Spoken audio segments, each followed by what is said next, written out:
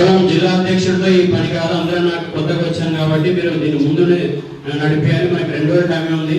So కాబట్టి ఇవన్నీ విషయాలు చాలా విషయాలు ఉన్నాయి. మరి మీరు దృష్టిలో పెట్టుకొని మరి ముఖ్యంగా మండల అధ్యక్షులు ఎవరైతే ఆశరెడ్డి గారు, మహేష్, తర్వాత శివరాజు గౌడ్, ముఖ్యంగా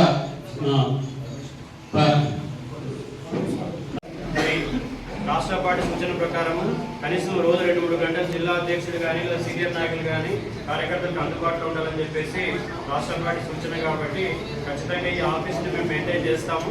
మరి సీనియర్ నాయకులు ఒకసారి మన జిల్లా కమిటీ ఏర్పడ్డాక అందరినీ రోజు ఎవరో ఒకరికి సమయం ఇచ్చి మరి కార్యకర్తలు కానీ ప్రజలు కానీ ఎవరైనా వస్తే అప్లికేషన్ తీసుకొని మరి మన ఎంపీ గారికి మరి సంబంధిత అధికారులకు పంపించడం, పరిష్కారం చేయడం, కార్యకర్తలకు మండలాధ్యక్షులకు అందుబాటులో ఉంటారు.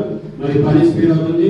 అదేవిధంగా ఎంపీ గారు ఆఫీస్ నుంచి కూడా మనకు చాలా విషయాలు, సీసీ రోడ్లు కావచ్చు, రకరకాల సమాచారం మనం అడుగుతూ ఉంటారు. మరి అవన్నీ కూడా మనం ఇక్కడ ఆఫీస్ మెయింటైన్ చేస్తే వారికి ఎప్పటికప్పుడు మనము సమాచారం ఇవ్వచ్చు. కమిటీలు వేసినప్పుడు ఆ కమిటీల డీటెయిల్స్ పంపించడము. తర్వాత ఇంకొక ముఖ్య విషయం ఏంటంటే మరి మన రాష్ట్ర పార్టీ ఈ వచ్చే జెడ్పీ ఎలక్షన్ల కోసము ప్రతి మండలానికి జెడ్పీకి ఒక మండల ఇన్ఛార్జీని ఏమని చెప్పి అడిగింది. సో 20 మండలాలకి 20 జిల్లా మండల ఇన్ఛార్జీని మనం వేయవలసి ఉంటుంది. సో అది ఆ విషయం కూడా కాండూరు రమేష్ గారితో, తర్వాత మరి 10 కిలో రామచంద్రన్న, పెట్టే గుప్తుతోన, తర్వాత వికారాబాద్లో సాందరెడ్డి గారికి వీళ్ళందరికీ కూడా చెప్పాము.